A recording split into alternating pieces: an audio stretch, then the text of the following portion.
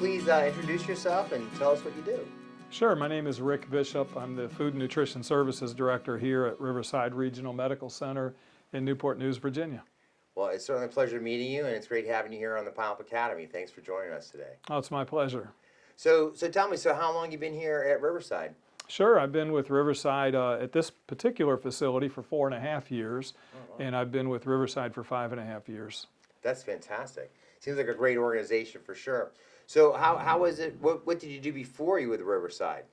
Sure, I spent the majority of my career in healthcare contract food service management companies with a number of different companies, and spent close to 24 years in contract management. And then I decided to make a switch and come to self-op. Fantastic. So how was it that you got into food service to begin with? Sure. Well, I guess I'd go way back. I'd go way back to when I was probably 10 or 12 years old, and you know, we were a very low-income family, and I'd cook for my brothers and sisters. I'm the youngest of 7 kids. Oh, wow. And so I'd try to sell them grilled cheese sandwiches and Campbell's tomato soup for a quarter. Nobody bought, but they ate. Right, so it wasn't a very successful restaurant venture at that point. Yeah. But I just loved food service. I loved the fact that knowing that when you produced food and you did a good job and you put your heart into it, that people enjoyed it and you could see it in their response. So I knew early on that I wanted to cook, and so I got into high school food service my junior and senior year in Ohio, and then I went straight on to the Culinary Institute of America in Hyde Park, New York. Good for you. So you did 2 years in high school training, and then you went to CIA afterwards, and I imagine you got associates there in That's culinary correct. arts? That's correct. That's fantastic. What a great campus. It's a fabulous campus. And so when you left CIA, what was your first job, official job, as it were? Yeah. So I got recruited with, at the time, ARA, Contract Management Company, and I went to work at the University of North Carolina in Wilmington. Right. And was the executive chef there at a whopping 20 years old in their campus dining. So amazing. I did food service management for University of North Carolina. It was good. So you're cooking food for people basically the same age as you at that time, Absolutely, right? absolutely. It was That's crazy. actually pretty cool. For a 20-year-old guy with a bunch of 20-year-old kids around you. I young really adults, admire so that. That's cool. pretty awesome. You know, it strikes me too because, I mean, let's face it, you know, when you go to culinary school, particularly at the level of the CIA, there's the stories that you hear, you know, oh, I'm going to the restaurant business. I'm going to go to France. I'm going to do this. I'm going to work at this, you know, 5-star restaurant and all that. You went straight into, at the time, it was called institutional food service. That's right. So now it's non-commercial and whatnot. So tell me about the thought process that went through your head at that point. How did you end up with ARA? Absolutely. It's you know, I wanted quality of life. I knew at a very young age that restaurants and hotels were Friday, Saturday, Sunday, brunch, holidays. It was everything, and so I knew at an early age that quality of life was going to be important to me. Wow. And you know, I researched a number of things. I did a little stint at the Grand Hyatt Hotel for my internship in Manhattan, and that was a large 1,500-room hotel. And after 6 months there of seeing the hustle and bustle, it was phenomenal and it was very energetic. Sure. But I knew it's not what I wanted for my career. I didn't have a desire to be the next greatest chef and, you know, the celebrity. I had a desire to be a great, well-rounded manager and a leader that could influence people and pull people along with me. So institutional feeding was the way I wanted to go, and I knew I could have a good career in it. So I got hired on with ARA and then did that for a year and followed a young lady to Memphis, Tennessee, and got into healthcare. And I've been in healthcare now for 34 years. Good for you. Well, I have to say, you're 25 years ahead of me, so hats off to you for figuring that out at an early age. It usually takes people a good 10 to 15 years to have that realization after you get in the industry. Sure. That's just fantastic. Sure.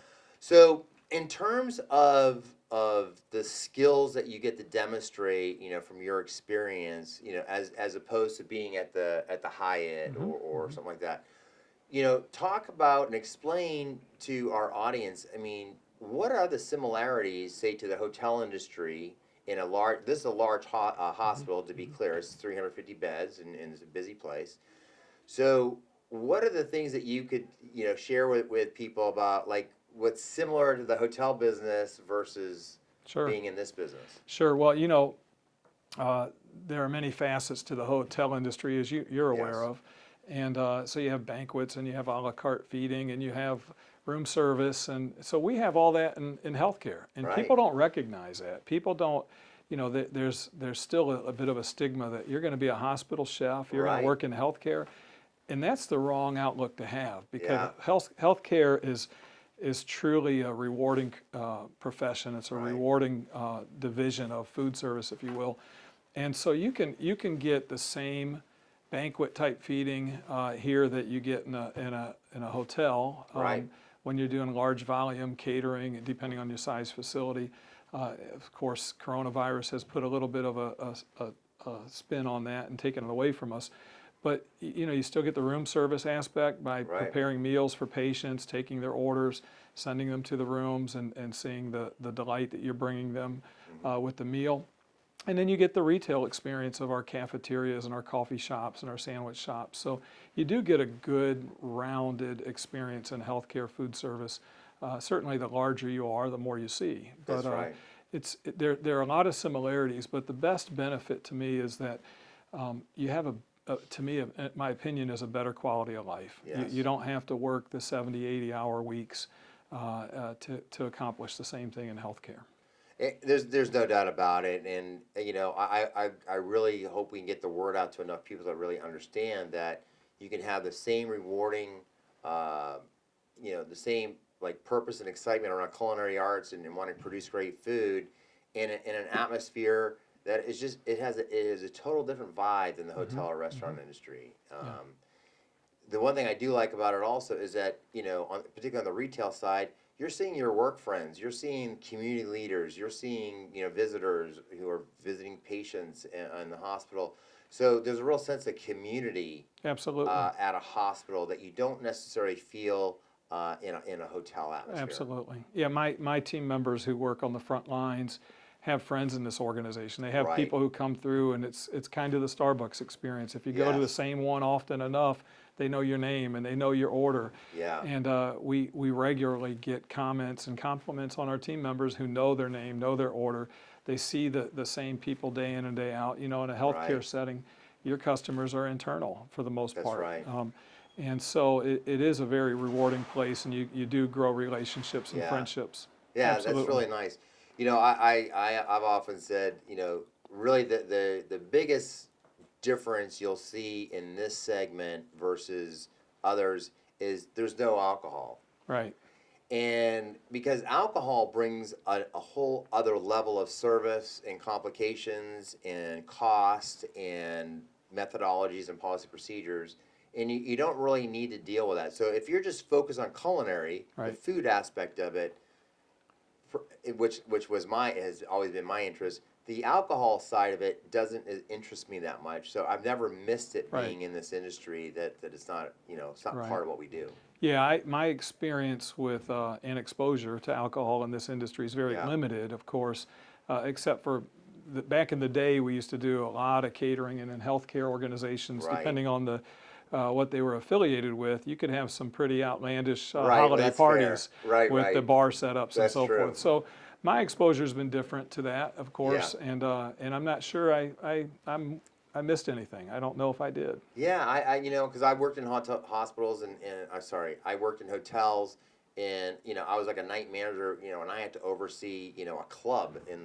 there, and the place up until 1 o'clock in the morning, Right, and right. and you're dealing with things that aren't always enjoyable. Let's That's just right. leave it at that. But and nothing against alcohol. Like certainly in senior living, I mean, we do see beer and wine being Sure. served. There's some places that do have full bars, and I think that's all wonderful. Absolutely. But you're also dealing with residents, people who actually live there. Right. This is not this transitory situation that's going on, like in the restaurant or hotel business.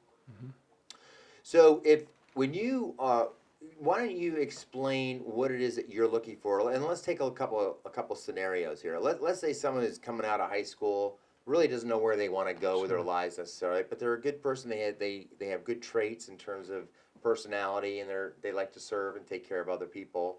What do you say to them? What kind of conversation and direction do you like to give people like that? Absolutely. I like to talk to folks and explain that the healthcare organization that I work for, or any facility out there, has tremendous opportunities for growth for them. Right. And not only in just growth in salary and income as they change jobs, but the tuition reimbursement that hospitals offer to their staff, the training that we can get in certifications, not necessarily degrees, that will help them along to the next level position. Right. So I try to encourage young people that come to me, and we get a lot of 18, 19, 20-year-old applicants Right. that this isn't going to be your final resting place. We know this, but why don't you come on board with us? Give us your best. Let us see how we can help you network throughout the organization with Right. other departments. If you're interested in some sort of health career, let us help you. We can get you Right. there. So we have a young lady who works with us now who's an EMS on the side, or she's in EMS school and she wants to become That's EMS. awesome. And we told her, just come on board, get your feet on the ground here, and Yeah. then when you finish your certification, let us introduce you to the right people. And who knows, maybe she'll be one of our drivers. I think that's wonderful. We recently had the pleasure of interviewing the CEO of a hospital, and that's exactly what he said. He says what he takes great joy in is seeing people come into food service or into EVS, and then a year or two later, they're doing lab work, Right. or they're in X-ray, or they're learning to be a nurse. That's right. And so just get your foot in the door, Right. and see where it takes you. Absolutely. Same thing with trades like electricians, plumbers, fine carpentry work, stuff like that. There's a need for all of that in Absolutely. the hospital world. Absolutely. It's limitless. It just really depends is. on what you want to do. And, we at Riverside are an organization of 10,000 people. That's a lot of jobs. It's a Right. lot of people. So your opportunities are broad. They really are. I really hope to amplify the fact that when it comes to salaries, benefits, and career development, there are no hotel businesses or restaurant businesses out there that I am aware of that have those kind of opportunities. Right. I think we have a great opportunity to groom people and bring them up from, the high school degree level, if that's what they have, Right. and take them on from there. And there's a tremendous amount of people that have gone that route. So, Right. if we can get them in the door and we can work with them a little bit, show them that it's not just a job. This is a career. You're helping people. You're serving Right. people. You're helping heal patients with the food we serve and prepare. Right. We can do things with folks. Let's talk a minute about your organization that you manage, and who those players are, and what the roles are. Because just within a single department like yours, you actually have sub departments or areas Sure. that are very hyper focused in what they do. And Sure. so maybe you could Yeah. share some of that. Sure. So my department, we have about 90 FTEs in my department. There's myself as the director. I have an executive chef. I have a sous chef. I have a retail manager, which is front of the house. Sometimes retail is a term that people say. We'll have people say, "What are you selling clothes out there? What's Right. retail?" I know. It's our front of the house service. So I have a manager who covers our cafeteria, coffee shop, and our sandwich shop. And then I have a patient services manager. So that's my core team. Wow. And then I have an administrative assistant, so it's a whole nother piece of the department, and she carries everything. She's pretty Sure. phenomenal.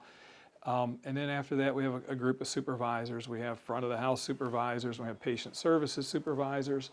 And then it goes into all the different areas of the department. We have ambassadors, which are our patient services team, feeding and taking care of our patients. We have our retail folks, which are our cafeteria, coffee shop, and bistro employees, grill cooks, cashiers, Right. pizza makers.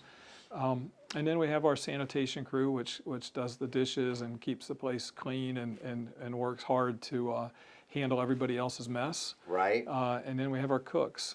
So we have a diverse team.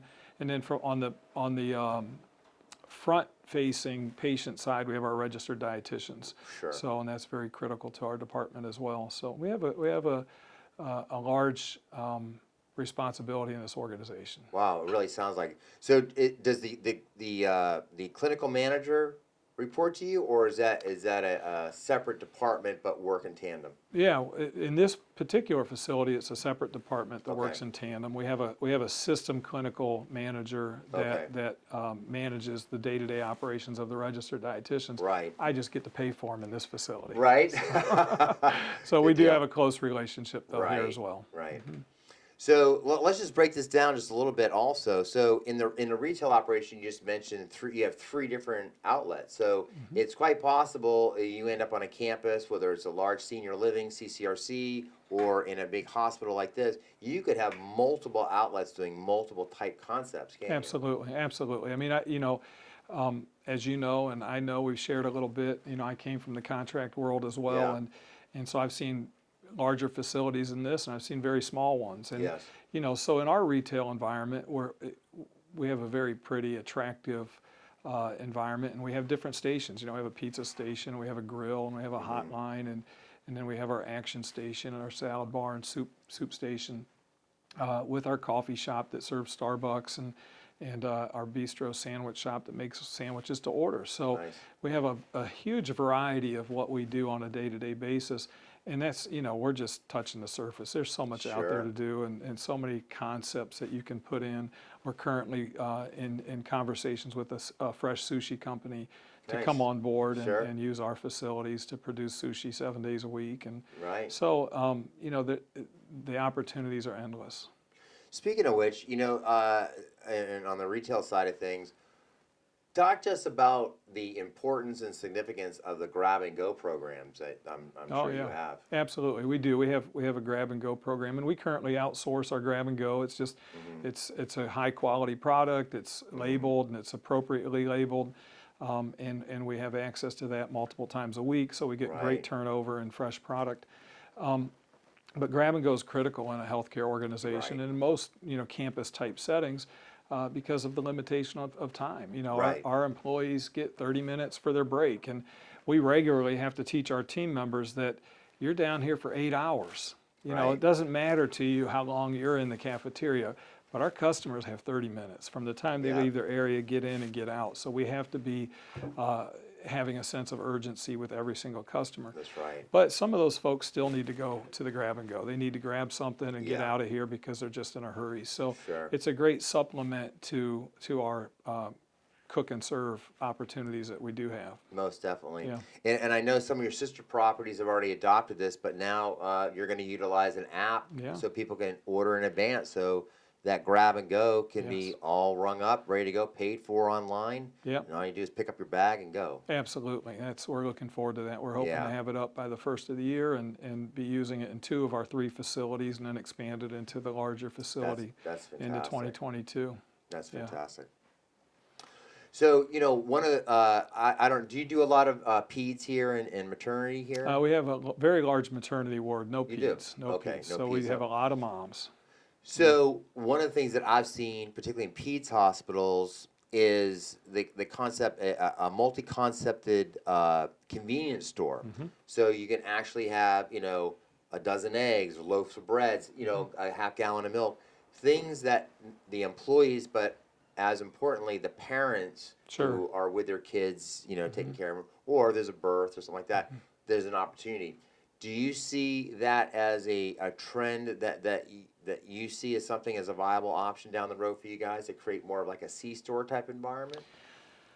We've talked about that a little bit, and I'm not sure that the half-gallon milk, dozen of eggs, loaf of Yeah. bread thing is probably where we need to be right now. I think we have to continue to expand on our grab and go and C-store in a way that's more food and convenience products. Like home replacement meals? Yeah, home replacement meals. Right. So we have on the 5th floor of our pavilion a self-serve concept called the Loft, and Oh. it's a mini market, and people Nice. it's all self-pay. I'm trying to think of my term I want to use, but it's Right. it's self-contained. You walk in, you badge swipe in, you go grab your product, you ring it up, you pay for it, and you leave, and it's all Nice. video cameraed and so forth. So it's a great little market that we utilize, but I'm not sure that the bread, butter, and egg market is where we need to be yet. Sure, makes sense.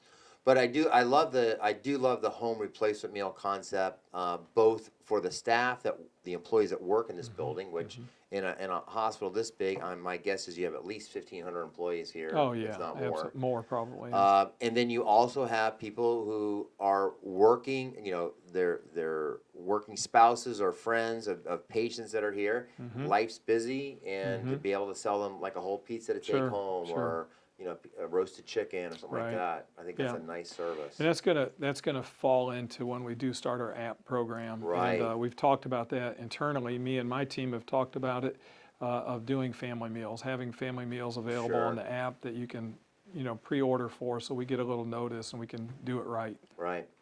Now, I understand, I know you do what is referred to as kind of a standard tray line for the patient services, but I also am aware that you guys are looking at the viability of doing a hotel-style room service program. Absolutely.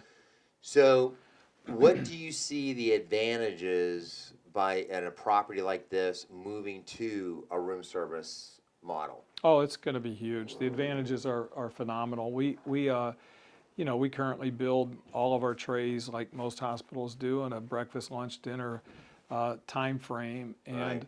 so our patients eat when we tell them to eat, right? Right. They get their food when we tell them we're going to send the food. Right. And with the room service program going, a full-scale room service here will be phenomenal, because our patients can call down, order anytime they want between 6:30 in the morning and 6:30 at night, get their meal when they want it, Right. order exactly what they want, not have to get what we might send as a house diet if we don't get their order by cutoff time. So it's going to give us better quality of food, cooking Right. to order, a la carte hotel restaurant style. It's going to give us faster service. We're going to, from the time we take that order to the time it gets them, it should be no greater than 45 minutes. And they can get breakfast all day. They can get breakfast all Right. day. They can eat when they want it. It So is it's going to be nice. exciting. It We is are nice. in the trenches of getting that process fully approved. Well, good luck with all that. Yeah. I've been through a few of those transition projects, and they're a lot of work, but they're so rewarding once you get them off the ground, and the Absolutely. results can be phenomenal. So let's talk about training. I mean, one of the biggest things in our industry and in the country right now is, attracting talent, getting people to stay, reduce of turnover, career development opportunities, apprenticeships. There's all sorts of things that are really now firing up in terms of what needs to be done in organizations. How is the training program being done with with your team, and what are the tools that you're using? And I do understand that you are using Pineapple Academy, so I'd like to get Yes. your input on that and what you think, and where that whole program can go for an organization like yours. Oh, absolutely. I think that training is my most difficult challenge. Yeah. I'd say hiring is probably my number one challenge. Training is my second most difficult Right. challenge. And it's because we just don't have access or the tools handily available to train people properly in Right. all the positions we should. So the relationship that we developed with Pineapple Academy is very exciting to me as an operator, because you're doing tremendous amounts of the work that we don't have to. We just have to Right. take that product and sit our team members down and roll through it with them and let them do the videos. So it's a very exciting tool for us to have. And for me, after all the years I've been in healthcare food service, I think it's the time. I mean, we have to have Yeah. better tools.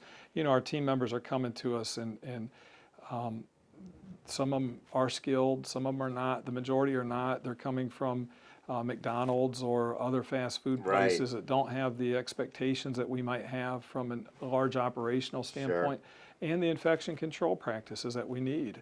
Right. So training's critical to us, and we look forward to better days ahead. I love the fact that when the competency level of hospital food service workers compared to other industries I've worked in is so much higher in the end, because the soft skills, like how to use a fire extinguisher, how to handle an emergency situation, Right. what to do if there's a fire in the kitchen, they've all been trained on this stuff. Where in the restaurant industry, it's a hit or miss type of thing. You might do an ANSI certified course, once every 5 years, and that's about it. But in hospitals, a lot of this stuff is repeated. Those messages are repeated day after day. Absolutely, After day. absolutely. It's critical. I mean, it's really life is. safety, right? There you go. We have 300 patients upstairs that Yes. we have to make sure we keep safe, and kitchens are a nightmare from a fire standpoint, aren't they? Yes, they are. Yeah. Yes, they So are. good. Well, listen, it has been an absolute pleasure talking to you. I appreciate your time today. Any parting words of wisdom that you would like to tell the Oh, world about this sure. world of hospitals? Well, first of all, I'd like to say thank you as well. This was a great opportunity, and I appreciate it. But healthcare is a great career. It's a Yeah. phenomenal career. It's taken care of me and my family very well for the last 34 years. Nice. And I highly recommend anybody who's interested in a stable, we're not going anywhere, are we? No. Healthcare's not, Hospitals hospitals are don't going to go be away. here. Restaurants shut down all the time. And we but always got to hospitals feed don't. people. That's So right. healthcare is a field that I would highly recommend to anybody to go into from a food service perspective. Whether you're a chef, you're a dishwasher, a cook, a server, if you want a stable career, if you want to work a decent life and have a great life balance, work-life balance, this is the place to come. Healthcare is it to me.